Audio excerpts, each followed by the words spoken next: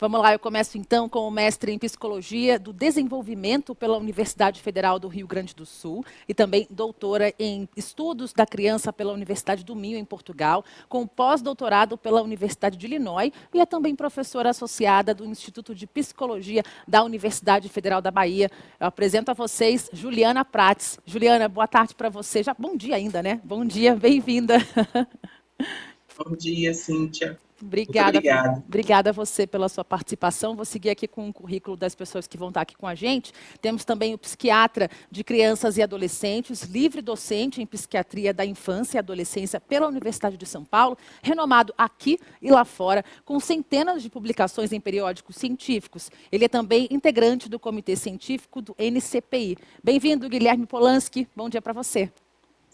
Obrigado, bom dia a você e a todos que nos acompanham. Obrigada, até daqui a pouquinho. E para se juntar aqui ao Guilherme, eu chamo uma pesquisadora da área de desenvolvimento na primeira infância e saúde materno-infantil. Ela atua na Early Childhood Development Action Network e vai trazer uma perspectiva global sobre os programas de parentalidade e desenvolvimento infantil. Vem para cá, Denise Bonsu. Calma que vai chegar o áudio da Denise ainda, porque é aquela coisa, né? Nos dias de hoje que a gente está com a internet, está virtual, todo mundo esquece de abrir o microfone. Denise, tenta de novo. Acho que ela não abriu o microfone ainda, mas ela vai estar aqui com a gente. Olha lá, está fechadinho, está vendo ali no canto? Vermelhinho, seu microfone ainda está fechado, Denise. Agora abriu. Ainda a gente vai ouvir a Denise já, os outros participantes já estão sendo colocados, nossa produção vai resolver a questão do áudio, mas ela está aqui com a gente e vai participar, e eu vou seguir aqui para mediar essa conversa importante. Vem para cá então, psicóloga, mestre em Psicologia Social pela PUC de São Paulo e fundadora do Instituto Fazendo História, representante da Fundação Bernardo Van Lier aqui no Brasil, Cláudia Vidigal. Ótimo dia para você, bem-vinda, que bom te rever. Bom dia, Cíntia, muito obrigada. Fique à vontade, por favor. A Cláudia fica aqui com vocês, as apresentações foram feitas. Boa conversa, até daqui a pouquinho. Até já, Cíntia. Vou começar cumprimentando aqui os nossos convidados. Bom dia, Guilherme, bom dia, Denise, bom dia, Juliana. Uma imensa honra aqui compor com vocês essa mesa. Bom, essa mesa que vai falar sobre um tema que está todo mundo falando. Vamos falar sobre saúde mental. Deixa eu só ajustar aqui um pouquinho o meu áudio, ver se ficou um pouquinho melhor. Acho que melhorou um pouquinho. Então vamos lá. Olá, pessoal. Olá a todos vocês. O objetivo do debate de hoje é explorar como a pandemia influenciou a saúde mental, tanto dos cuidadores como das crianças. Como ela alterou as práticas parentais, ela alterou a rotina das casas, ela alterou todo o contexto de cuidado nas relações. Além da visão contextual, discutiremos caminhos para a gestão pública, promover a saúde mental dos cuidadores, apoiar a parentalidade positiva, enfim, promover vínculos saudáveis. O fortalecimento da rede de serviços e de apoio às famílias amplia as possibilidades da família bem exercer o seu papel também. Bom, para esse debate, cada convidado terá então 10 minutos para responder as perguntas iniciais e depois seguiremos com a conversa. Vamos começar então com você, Juliana. Juliana, você tem ampla experiência, né, muito conhecimento sobre parentalidade. E todos nós testemunhamos a sobrecarga das famílias, né, uma sobrecarga parental nesse momento da pandemia. O que é possível e o que é necessário ser feito, Juliana, para apoiar esses cuidadores? E aí pensando em ações tanto das famílias como das políticas públicas mesmo. A palavra está com você, Juliana. Obrigada, Cláudia. Eu te agradeço muito, né, por essa instigante questão que você coloca.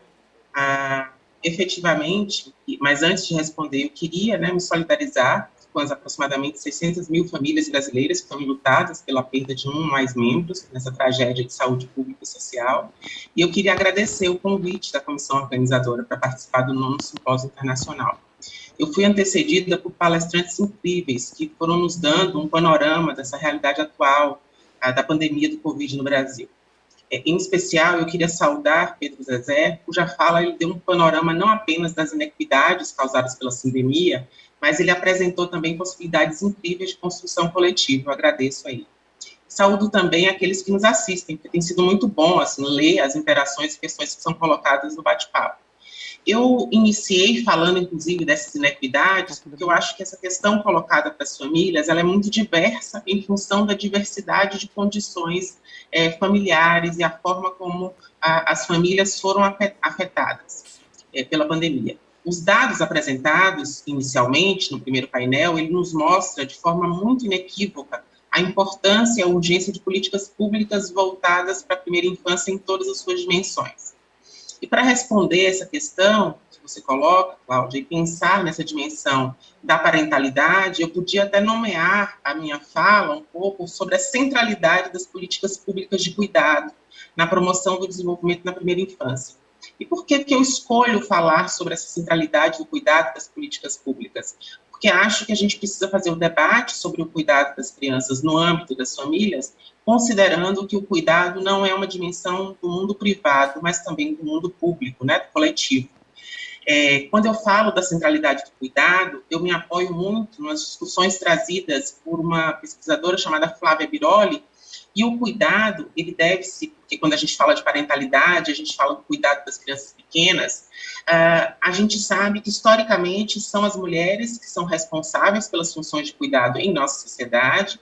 Isso vai incluir não apenas o cuidado com os filhos, mas o apoio aos idosos, doentes, cuidados da própria casa, além, nesse momento de sindemia, a própria linha de frente do enfrentamento da Covid, né? Então, nós temos configurações familiares que foram diversamente afetados por essa dimensão.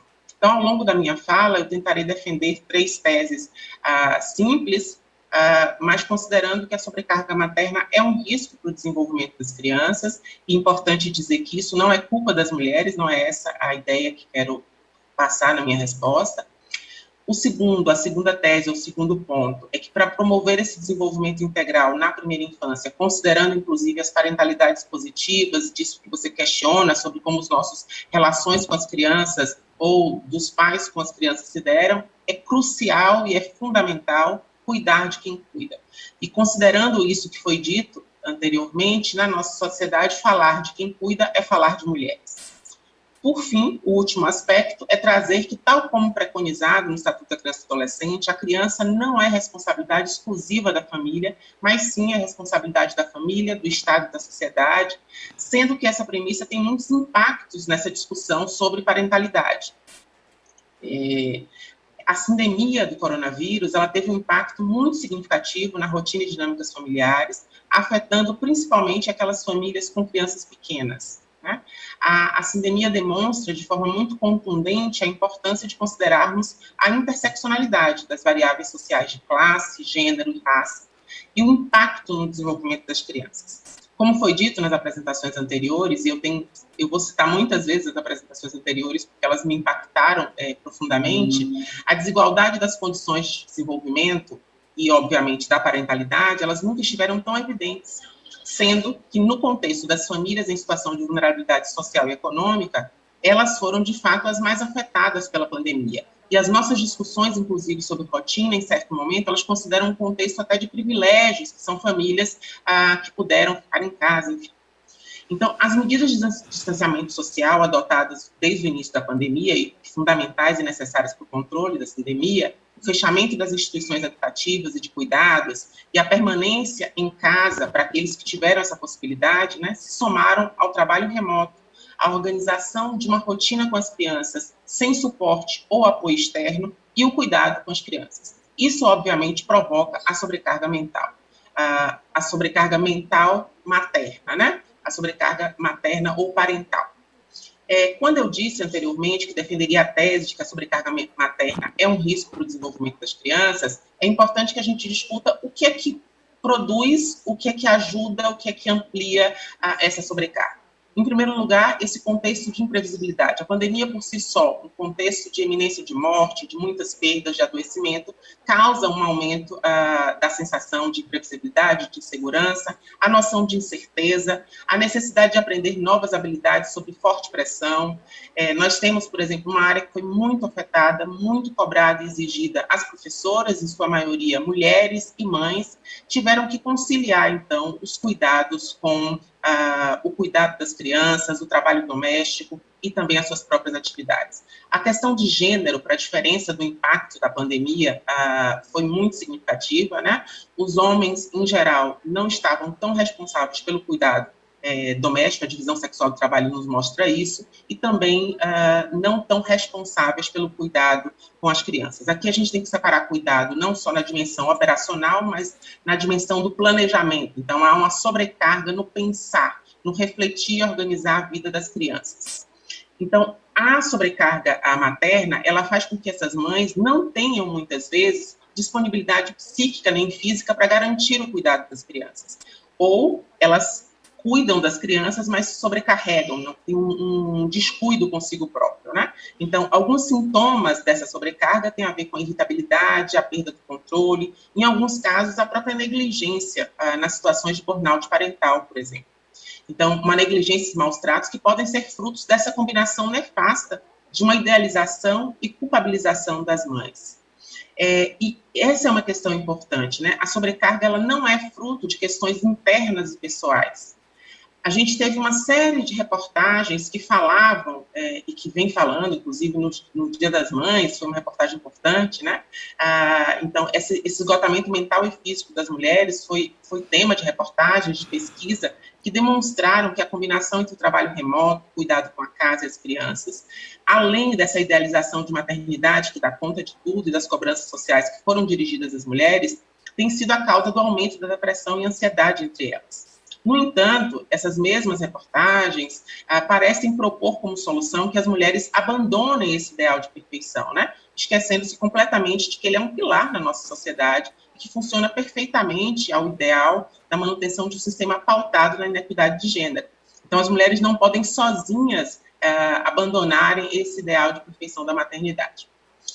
Quais são os dados, né, que ampliam essa pressão sobre as mães e as mulheres? Afinal, eu disse que não se trata de uma sobrecarga puramente individual, de uma idealização de querer fazer melhor, de dar conta de tudo, mas há dados objetivos que contribuem para essa sobrecarga.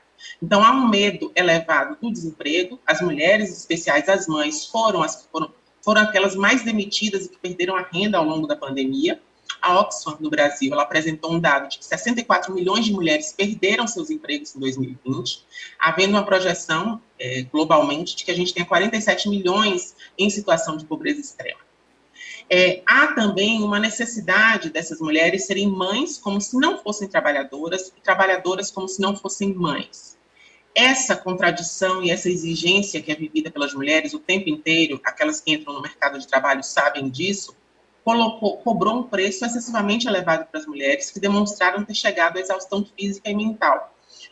O tempo inteiro as mulheres são cobradas a desempenharem uma função profissional em plena, com perfeição, sem que se considere que ela é destinado a elas o cuidado das crianças. Esse cuidado que historicamente foi designado às mulheres, no momento da pandemia, ele se multiplicou exponencialmente e essa rede de apoio foi substancialmente reduzida. Por exemplo, as avós que funcionam no Brasil também como um suporte importante no cuidado das crianças, tiveram que ser distanciadas dos netos em função das medidas de proteção. E elas ocupam um importante papel nessa divisão, né? Há também um número grande de gestantes e puérperas que foram infectadas, como foi demonstrado, assim como a mortalidade desse grupo foi maior no Brasil. Significa que a gente tem que pensar ainda mais políticas públicas e estratégias de enfrentamento. Cláudia coloca a questão como é que a gente se adaptou, né, como é que a gente foi lidando a isso. E eu estou enfatizando a minha resposta nessas políticas públicas, porque acho que muito mais do que no âmbito privado, a gente tem que pensar essa questão em termos macros sociais. Como é que a gente pode resolver essa questão, como é que a gente pode avançar nessa discussão com políticas públicas? Em primeiro lugar, é fundamental considerar que as mães e as famílias precisam de suporte. A gente precisa ampliar a rede de cuidado, fortalecendo os conselhos tutelares, as unidades de saúde da família, os centros de referência da assistência social. Em vários momentos no chat foi colocado isso, né? Não a criação de novos programas, mas, de fato, o fortalecimento desses programas. A gente precisa superar esses paradoxos que estão existentes na defesa do direito integral das crianças. Se, por um lado, a gente defende a importância do aleitamento materno exclusivo, a gente precisa lutar pela garantia da licença maternidade. Se a gente considera importante a estimulação das crianças, é preciso ter espaços de creche e educação infantil. E alguns desses dados que a gente vai poder também ir aprofundando ao longo do tempo para defender as teses, para que eu não passe todo o meu tempo, primeiro, eu queria, por fim, falar sobre isso, né? A terceira tese de que a criança é responsabilidade da família. E eu destaco isso, finalizando a minha fala, repetindo uma fala de Márcia Castro, a pesquisadora que me antecedeu, que ela afirma que todos os dados apresentados sobre os impactos da pandemia não podem ser considerados como destino. Isso significa, em certa medida, que o impacto da pandemia vai depender efetivamente daquilo que, enquanto Estado e sociedade, a gente pode fazer em relação à primeira infância. Muito obrigada. Muito obrigada, Juliana. É um bom começo aqui, né? A gente abrir essa discussão reconhecendo esse recorte de gênero que a Juliana traz, né? A Juliana nos trouxe aí, com bastante precisão, né, Juliana? Esse olhar que realmente, quem são os cuidadores e as cuidadoras das crianças no Brasil? As mulheres, elas desempenham esse papel e eu acho que você trouxe com muita coragem, né, Juliana? Falando sobre isso e falando bastante do que precisa ser realizado de políticas públicas para essas mulheres também. Muito bom. Esgotamento físico e mental. E acho interessante, né, a questão da saúde mental, então ela começa a passar por outras questões. Não é mais algo que, não, a depressão vem de dentro, é uma questão hormonal. Tem uma circunstância geral de esgotamento que gera novos problemas de saúde mental. Bom, Guilherme, vamos então dar continuidade a esse papo, porque você acompanhou de perto como a pandemia impactou a saúde mental de crianças, de cuidadores e especialmente das populações mais vulneráveis. Você tem estudado também sobre as políticas públicas, sobre programas, sobre as ações necessárias para a prevenção e cuidado à saúde mental dessas crianças e cuidadores. Conta para a gente um pouco, Guilherme, sobre a sua experiência, sobre as suas pesquisas e os seus achados nesse campo. A palavra é sua. Obrigado, Cláudia. É um prazer, é uma honra para mim estar aqui com você, com a Juliana, com a Denise e ter assistido todas essas falas que foram realmente muito precisas, né, dos colegas que nos antecederam. E eu fico muito feliz que o NCPI esteja aprofundando a discussão sobre a pandemia e os efeitos, porque realmente, como, enfim, foi amplamente demonstrado por todos, é algo que vai nos acompanhar e acompanhar as próximas gerações por muitas décadas. Eu, então, preparei alguns slides que vão servir simplesmente de suporte, de apoio, para que a gente possa conversar nesses 10 minutos breves. Eu falo, como pesquisador, como você mencionou, nós temos feito alguns estudos nesse contexto da pandemia, mas também eu falo como clínico, que tem acompanhado em diversos cenários, muitas centenas de crianças e adolescentes e famílias nesse momento. Tá? E como foi bem apontado aí por diversas pessoas, a pandemia, ela representa uma situação de estresse sobre o nosso organismo. E o estresse, para fins didáticos, ele pode ser pensado num contínuo que vai desde um estresse positivo, que gera crescimento, que gera desenvolvimento, e para muitas famílias a pandemia foi uma oportunidade de crescimento, até um outro extremo, que é o estresse tóxico, que realmente é um estresse que causa um grave prejuízo e um desbalanço no organismo, com chances grandes de prejuízos persistentes, como transtornos mentais, e a pandemia representa um estresse tóxico para a maior parte das famílias. As situações de estresse, todas as situações de estresse, atingem as pessoas de formas distintas. Certamente, uma família que teve o pai ou a mãe falecido, ou teve o pai que perdeu o emprego, certamente essa família vai vivenciar, e as crianças vão vivenciar a pandemia de uma forma muito diferente daquelas famílias que foram para as casas de campo e lá ficaram juntas nesse período. E nós sabemos que as características e que esse estresse, então, ele representa basicamente duas formas. Uma ameaça à vida, e a ameaça à vida é uma situação que gera um risco grande de problemas de saúde mental e também restrições de estímulos e de recursos.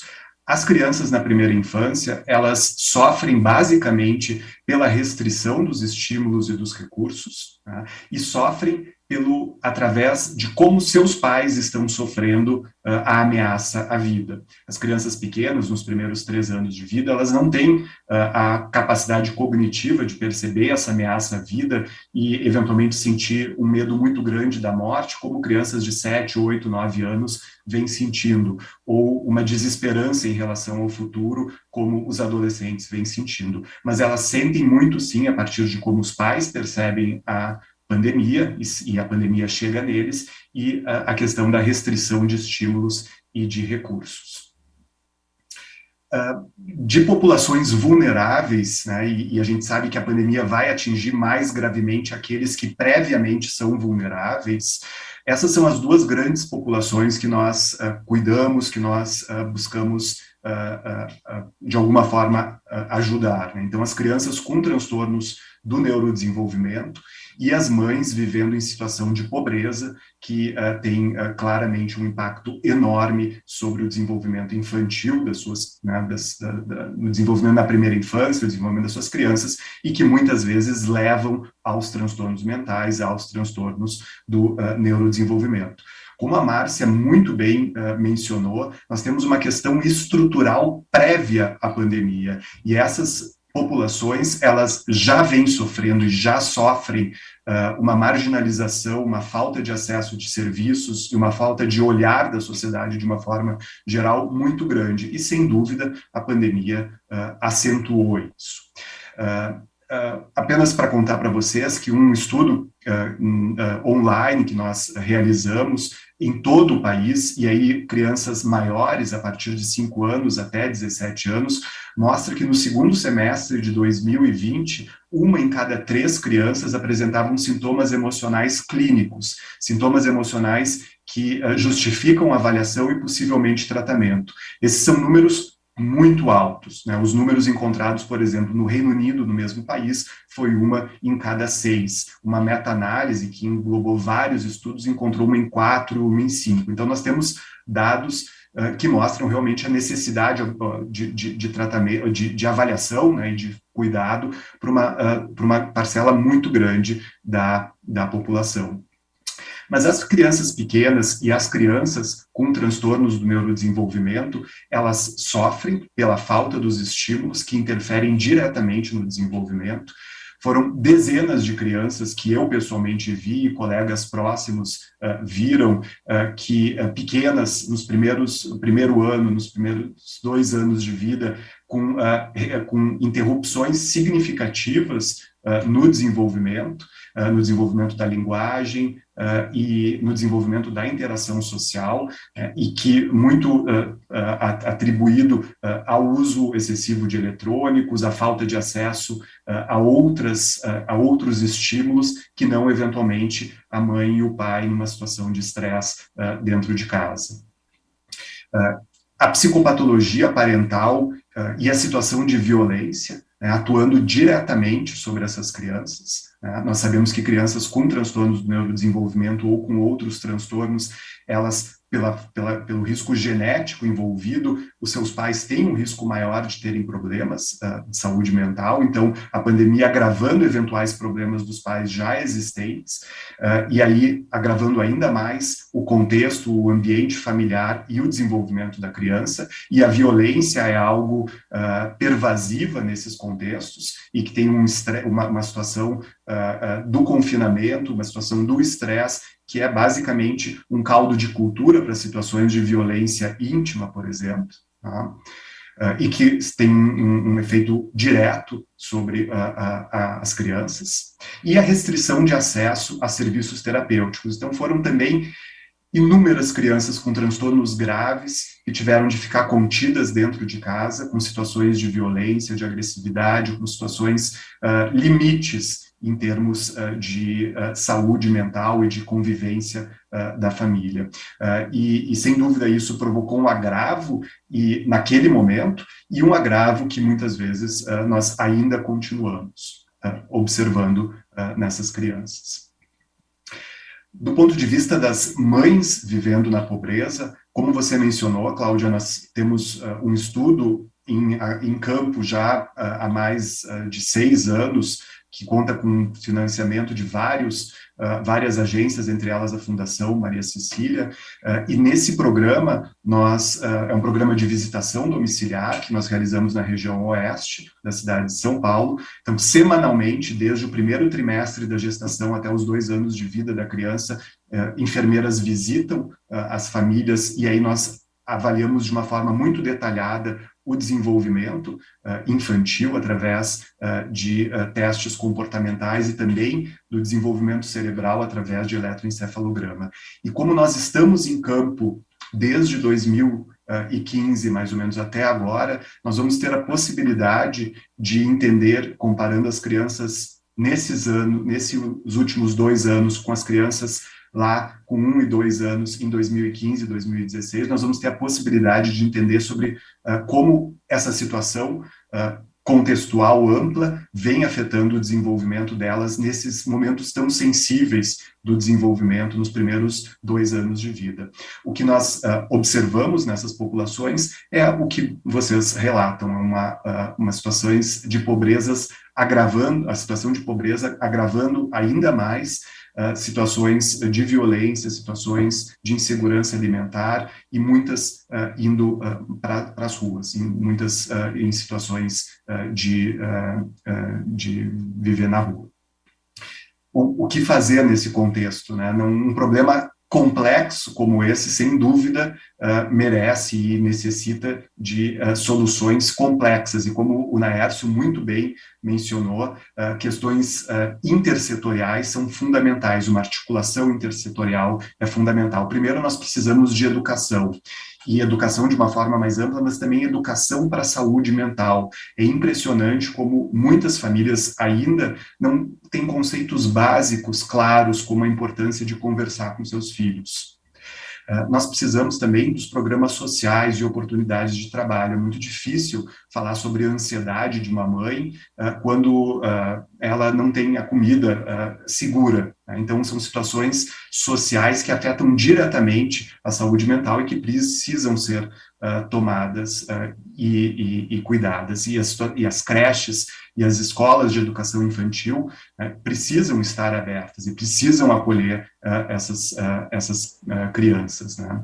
A violência familiar é um problema endêmico no nosso país e que é muito pouco endereçado e que merece, sem dúvida nenhuma, programas específicos em relação a isso.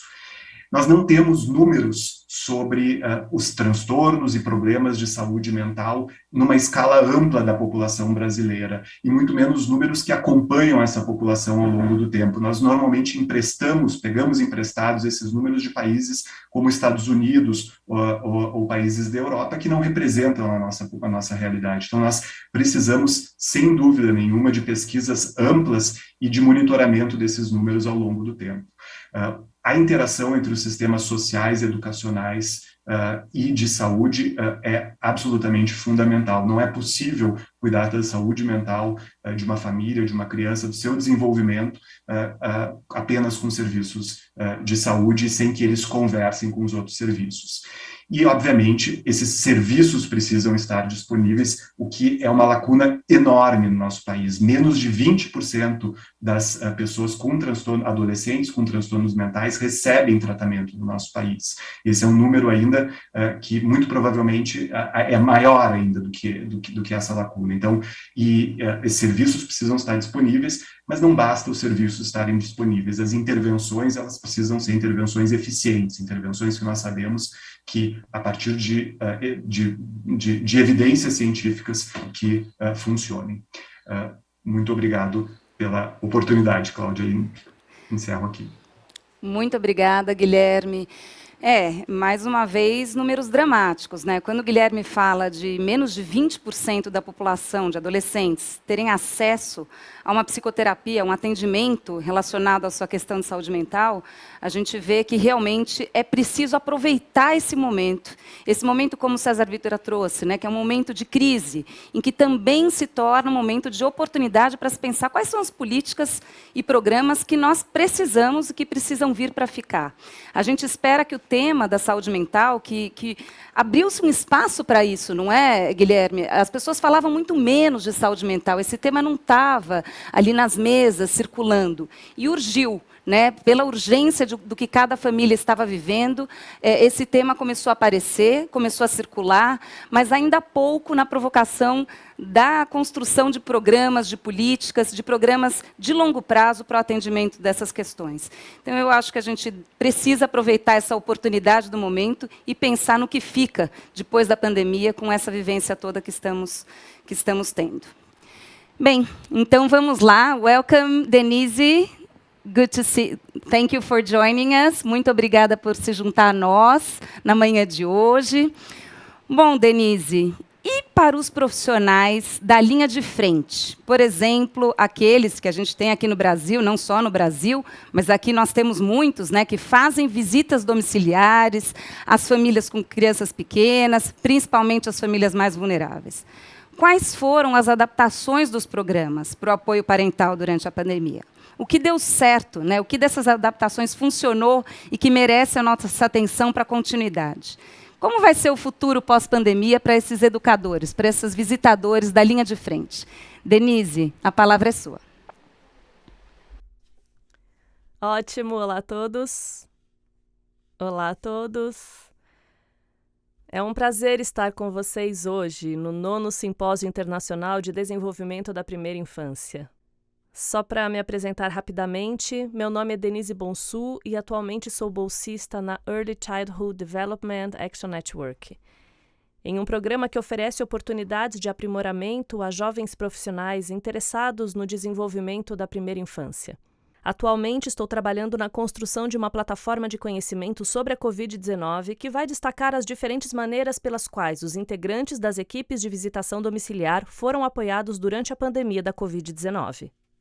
E apenas para explicar rapidamente ao que me refiro quando digo integrantes das equipes de visitação domiciliar, quero dizer os agentes comunitários de saúde que realizam visitas domiciliares como parte central de suas funções e responsabilidades, bem como seus supervisores.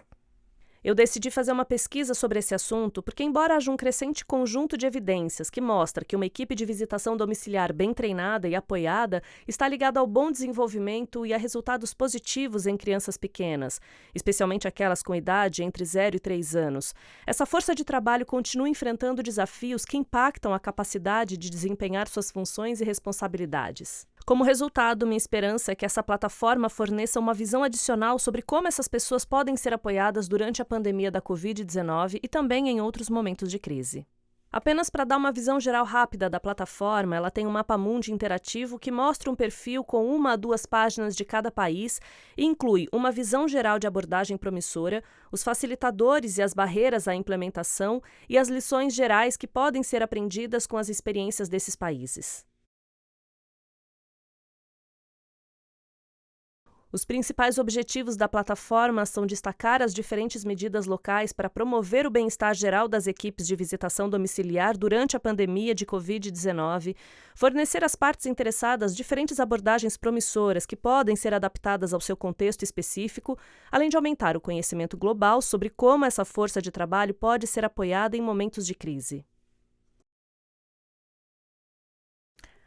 A plataforma será abastecida por entrevistas com informantes-chave, ou seja, pessoas que têm informações importantes, bem como pesquisa e análise de documentos. Até hoje eu concluí as pesquisas para 7 de 10 países, incluindo Mali, Jordânia, Etiópia, Quênia, Fiji, Brasil e os Estados Unidos. E entre os informantes-chave, até agora, há diretores de vários programas de visita domiciliar, pesquisadores de academia, agentes comunitários de saúde e de outros programas de saúde pública.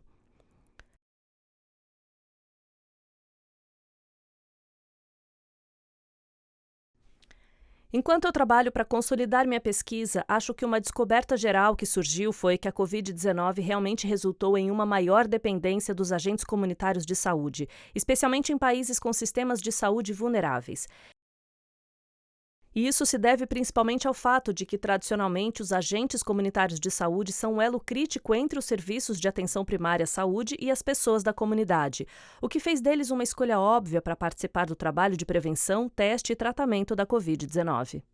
No entanto, apesar do papel importante que esses trabalhadores têm, eles continuam a enfrentar obstáculos enquanto desempenham suas funções e responsabilidades durante a pandemia. Alguns dos principais desafios que surgiram foram a falta de equipamentos de proteção individual, também conhecidos como EPIs, a falta de conhecimento e treinamento sobre a Covid-19, além de dificuldades gerais de adaptação ao modo virtual de prestação de serviços.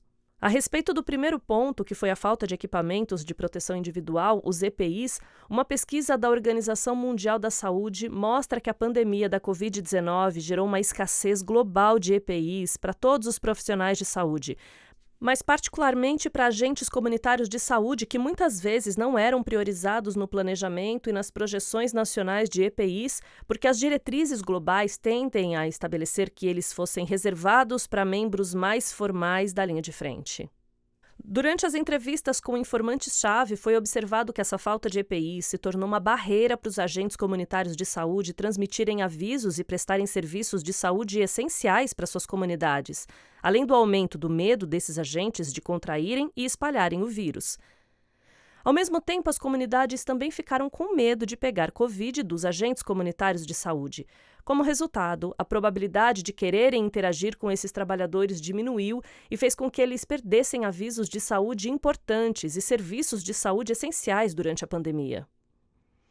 Um segundo desafio constatado durante as entrevistas foi a falta de conhecimento e treinamento sobre a Covid-19. Devido ao impacto sem precedentes da pandemia, no começo os agentes comunitários de saúde não tinham conhecimentos específicos sobre o vírus para dar uma resposta adequada. Isso foi atribuído a 2 fatores principais.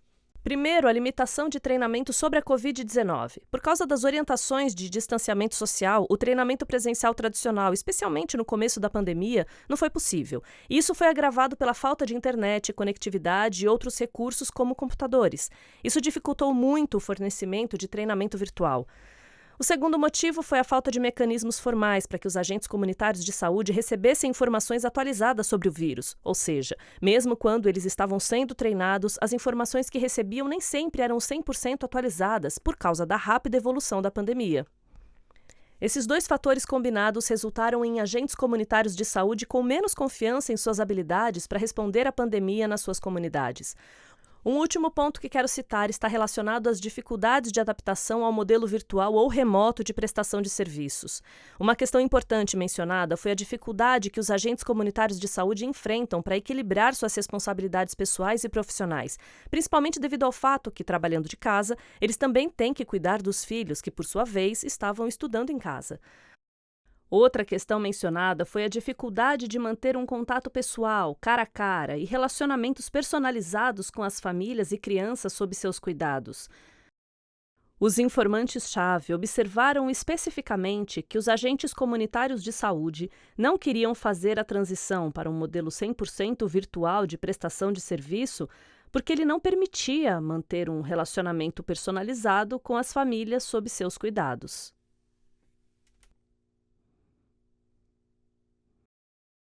Esses fatores, combinados com a falta de reconhecimento geral pelo seu trabalho e esforço, tendem a aumentar o estresse dos agentes comunitários de saúde e diminuir sua moral também. Durante as conversas com os informantes-chave, várias lições emergiram para enfrentar os desafios mencionados. São elas: a necessidade de investir em equipamentos de proteção individual, ou EPIs, de alta qualidade, garantir que os agentes comunitários de saúde tenham acesso a treinamentos confiáveis e métodos de aperfeiçoamento profissional contínuo, além de acesso a informações atualizadas sobre a Covid-19. Também é necessário reconhecer os agentes comunitários de saúde por seus esforços. Para a primeira lição aprendida, a necessidade de investir e garantir que os agentes comunitários de saúde tenham EPIs, um bom exemplo é o Fundo de Ação da Covid-19 para a África. Trata-se de uma iniciativa colaborativa que vai investir cerca de 100 milhões de dólares para fornecer equipamentos de proteção individual para agentes comunitários de saúde em 24 países africanos, por aproximadamente um ano. Esse fundo trabalha com os Ministérios da Saúde e ONGs parceiras locais para fornecer EPIs essenciais, como luvas e protetores faciais, aos agentes comunitários de saúde. Até junho de 2021, eles entregaram cerca de 81,6 milhões de unidades de EPI para agentes comunitários de saúde em 18 países. Mali é um dos países envolvidos nessa iniciativa. Na plataforma, as experiências do fundo nesse país são destacadas. Uma segunda lição aprendida foi a necessidade de garantir que os agentes comunitários de saúde tivessem acesso a um treinamento confiável, apoio profissional contínuo e informações atualizadas sobre a Covid-19, enquanto tem que lidar com desafios de acessibilidade como conexão limitada à internet. Um programa muito bom, que é uma representação disso, é o Healthcare on Air, ou Saúde no Ar, que utiliza o rádio, que é a forma de comunicação mais usada em áreas remotas do Pacífico. Através do rádio, são fornecidos treinamentos e informações atualizadas sobre a Covid para enfermeiras da atenção primária em saúde e parteiras. O treinamento consiste em 40 episódios de 30 minutos que abordam diferentes assuntos relacionados à pandemia, como o modo de trabalhar corretamente com o equipamento de proteção individual, como controlar o estresse, entre outros. No final dos episódios, os trabalhadores da linha de frente respondem a perguntas relacionadas aos conteúdos abordados e, caso acertem as respostas, recebem créditos que são usados para a renovação das suas licenças de trabalho. Como resultado dessa ação, eles puderam continuar se desenvolvendo profissionalmente durante a pandemia.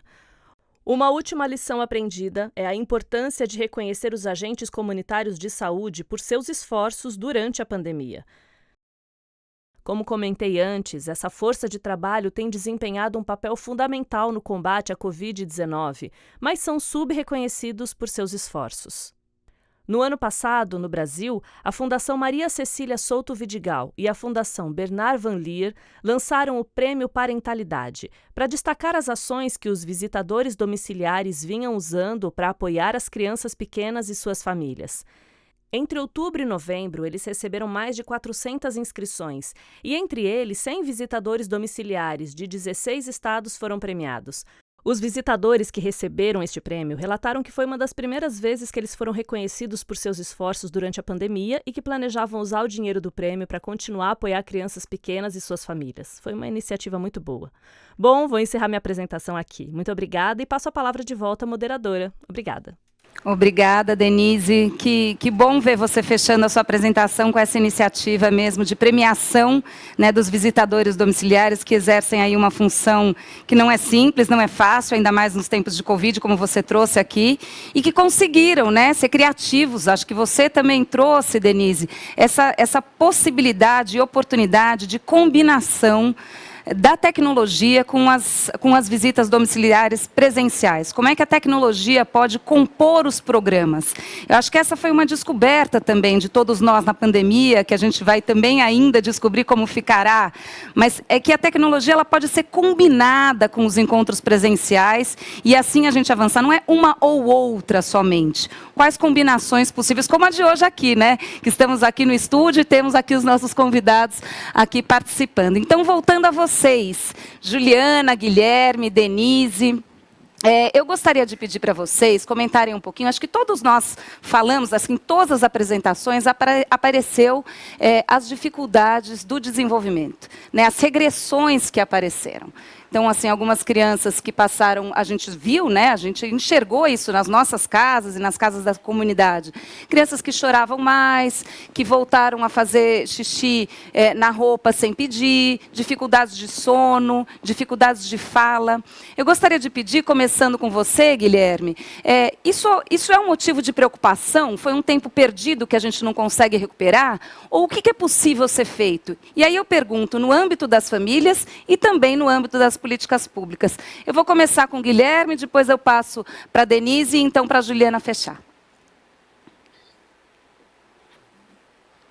Bom, Nós não temos dados ainda, né, Cláudia, então o que eu vou falar não é baseado em evidências, nós esperamos ter evidências claras sobre isso, mas o que nós sabemos é que o desenvolvimento das crianças é muito dinâmico, e elas têm uma capacidade de adaptação e uma capacidade de se desenvolver muito grande, principalmente quando bem estimuladas. Então, o que eu te diria é que depende, vai ainda depender, né, de como essas famílias estão lidando com essas situações e quais os estímulos e quais as rotinas que elas estão organizando para que as crianças possam seguir o seu desenvolvimento, ou não. Então, realmente, o contexto doméstico, o contexto da interação com os pais é muito importante, é fundamental, e a gente entende que a maior parte das crianças realmente devem superar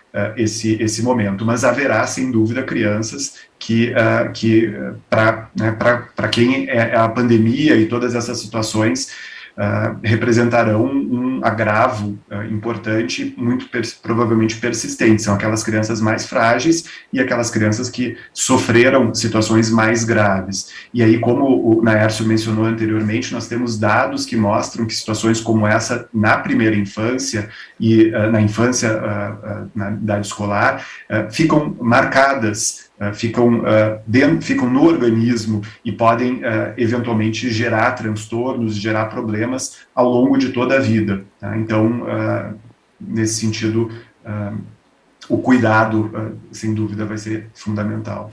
Perfeito, Guilherme.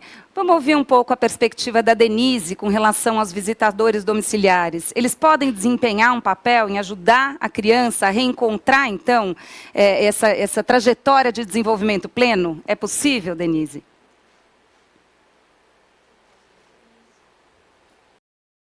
Sim, obrigada pela sua pergunta. Com certeza acho que é possível.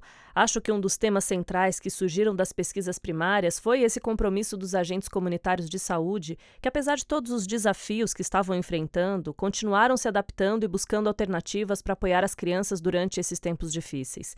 E voltando ao Prêmio Parentalidade que mencionei, no Brasil, 2 abordagens promissoras que surgiram foram um agente comunitário de saúde que criou diferentes formas de fortalecer o papel das figuras paternas por meio de brincadeiras, por exemplo, para ter certeza de que os pais continuavam a ser parte ativa na vida de seus filhos, apesar dos desafios enfrentados pela pandemia. E teve também uma outra abordagem que consistia na criação de tutoriais online para que os cuidadores pudessem desenvolver brinquedos nas suas próprias casas e com materiais que tinham disponíveis lá mesmo. Então eu acho que isso é perfeitamente possível. Os agentes comunitários de saúde têm sido muito criativos nas formas como procuram se adaptar à pandemia e aos obstáculos para garantir que as crianças não fiquem para trás. Perfeito. Bem, Juliana, então acho que para começar a gente endereçar essa questão, a gente precisa fazer como você faz, reconhecer o problema, reconhecer ele de frente, né? Uma pesquisa do Kantar trouxe ali que 27% das crianças apresentaram situações de regressão. Conta para a gente o que é possível ser feito no âmbito da família e no âmbito das políticas públicas para a gente correr atrás desse prejuízo. Eu acho que é uma excelente pergunta, Cláudia, que você coloca, mas é muito importante, eu acho que a gente tem 2 linhas de resposta. Uma a ser dada para os pais, famílias, cuidadores e pessoas próximas da família, né? Eu acho que é preciso acolher essas crianças, inclusive nos seus processos de regressão, compreendendo que todos nós estamos mais frágeis nesse momento de pandemia. Então, nunca foi tão importante considerar o tempo de cada um, né? Assim, ser muito mais acolhedor para as questões que essas crianças possam apresentar. E acreditar, sim, na reversibilidade, na capacidade de resiliência e transformação dessas crianças. Por outro lado, há uma linha de respostas que deve ser dada, ou uma linha de argumentação a ser feita junto com a política pública, com os gestores e com os profissionais que atuam, que é preciso intervir rapidamente, é preciso investir em condições que deem suporte para essas famílias e para as crianças. Porque aí sim, quanto menos tempo a gente tiver de duração dessa situação de vulnerabilidade, mais chances nós temos de reversibilidade. Então, é nisso que eu tenho trabalhado, investido. Com as crianças, a gente trabalha com a lógica de acolhimento, com as famílias também, entendendo que todos estamos passando por um momento difícil e que é comum, é natural que hajam comportamentos de regressão, né? Assim, são transitórios muitas vezes.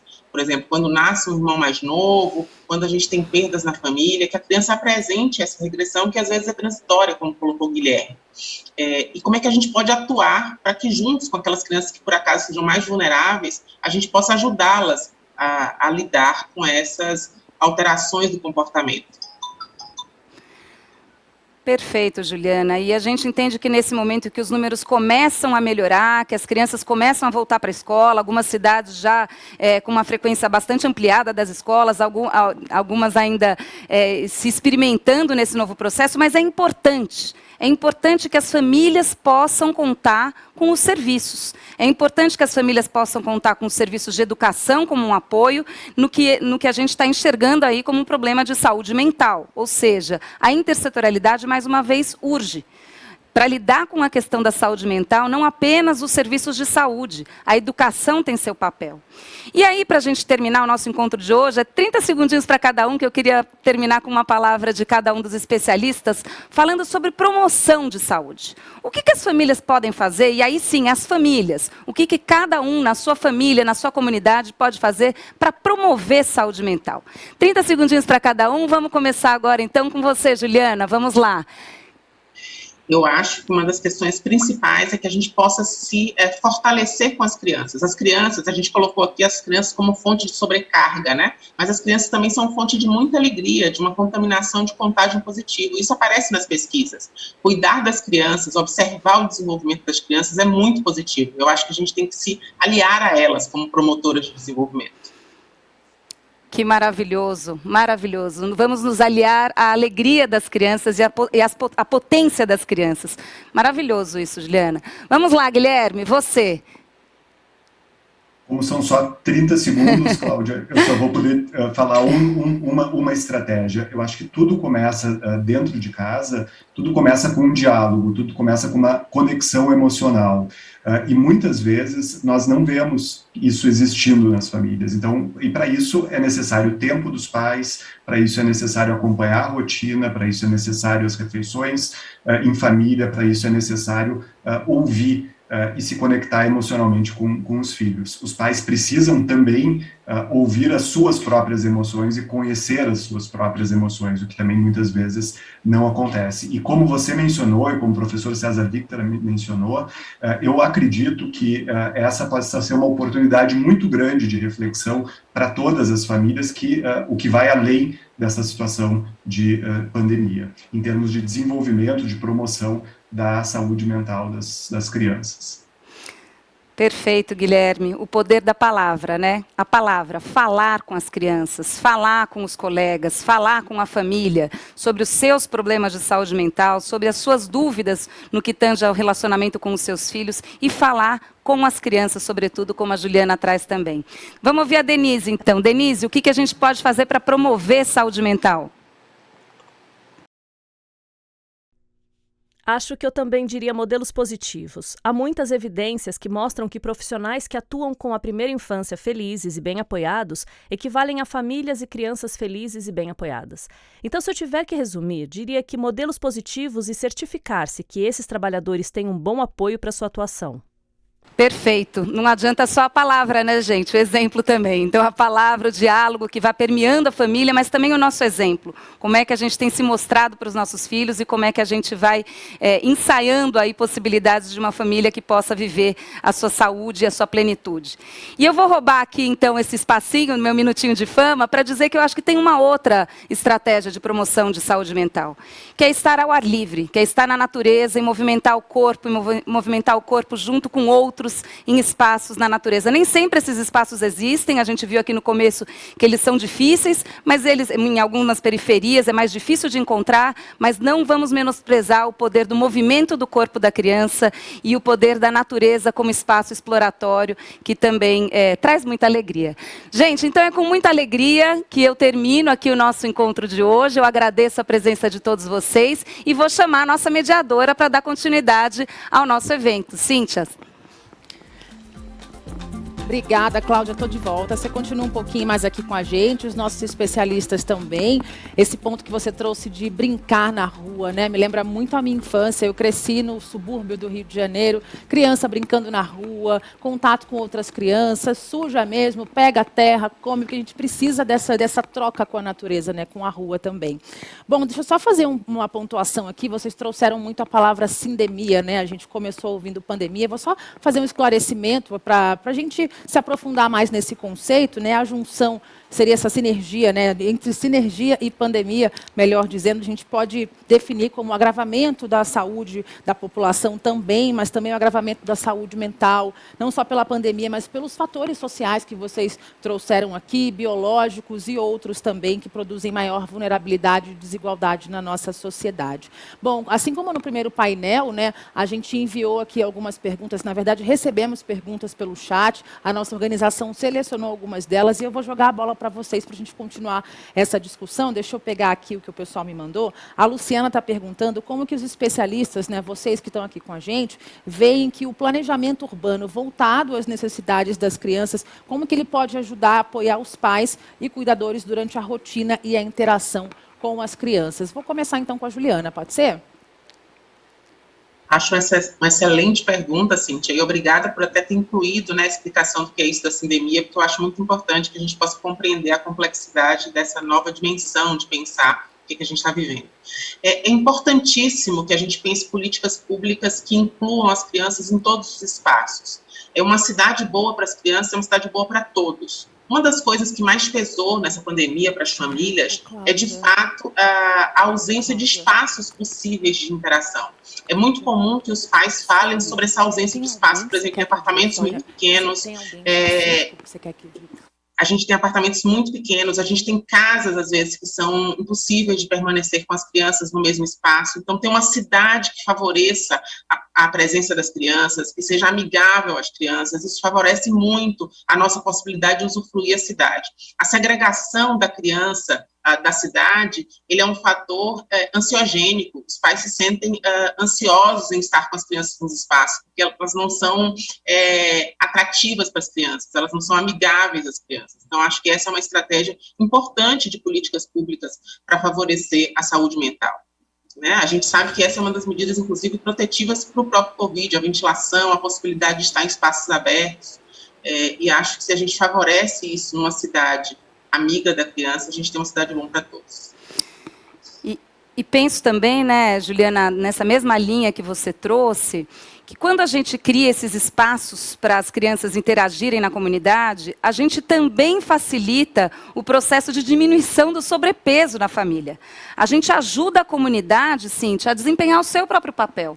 Então, nem tudo precisa ser ou a mãe ou o pai, ou um serviço público. A comunidade pode exercer o seu papel quando é dada a oportunidade a ela. Exatamente, é aquele provérbio africano que fala, né, preciso toda uma vila para criar uma criança, e é por isso que a gente está trazendo essa discussão aqui hoje, o papel de cada um de nós aqui nesse desenvolvimento infantil. Vou continuar com as perguntas da audiência, né, o pessoal que está mandando as perguntas pelo chat, a Marília agora quer saber, né, se a questão da saúde mental ficou ainda mais evidente nesse contexto, e como que a saúde mental do adulto pode impactar no desenvolvimento da criança. Qual que é a importância, então, de priorizar as políticas que foquem na saúde mental de crianças e cuidadores? Eu vou jogar essa pergunta para o Guilherme e depois a gente amarra com a Denise também falando com a gente.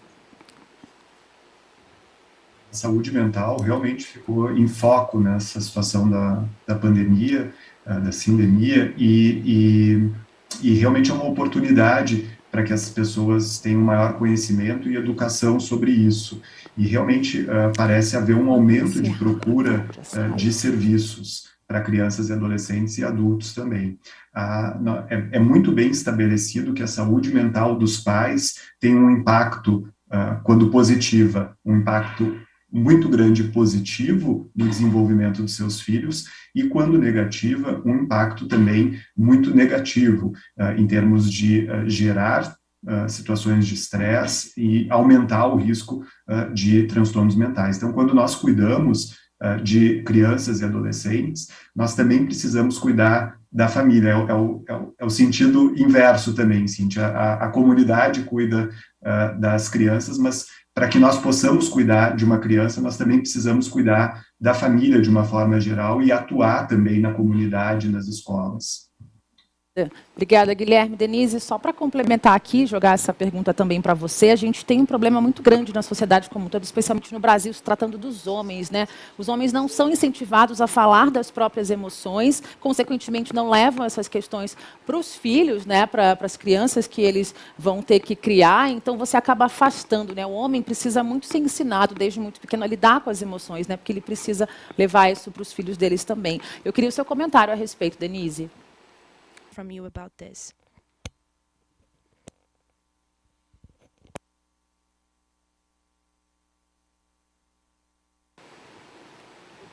Eu acho, não sei se a Denise está ouvindo a gente, eu até estava dando um tempinho, porque como eu estou fazendo a pergunta em português, estava esperando a tradução chegar para ela. Denise, você nos escuta? Can you hear us?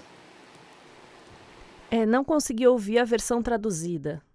Ok, vou fazer de novo a pergunta, nossa tradução vai chegar para a Denise, né, pegando o gancho no comentário do Guilherme sobre essa necessidade, né, essa falta que os homens têm no geral, especialmente na cultura brasileira, de não saber lidar com as emoções, acabam se afastando emocionalmente dos filhos também e, consequentemente, influenciando no desenvolvimento das crianças.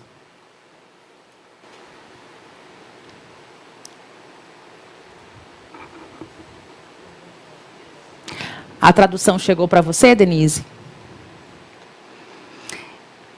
Muito obrigada. Infelizmente não falo português e não consegui entender qual era a pergunta. Acho que isso é uma coisa muito importante, especialmente olhando para o trabalho que os agentes comunitários de saúde estão fazendo no nível da família. Na população em geral, a maioria dos agentes comunitários de saúde costumam ser mulheres, e no que diz respeito às responsabilidades dos cuidadores, a maioria delas tende a ser assumida pelas mulheres também, como você mencionou, especialmente em ambientes de baixa renda ou com poucos recursos.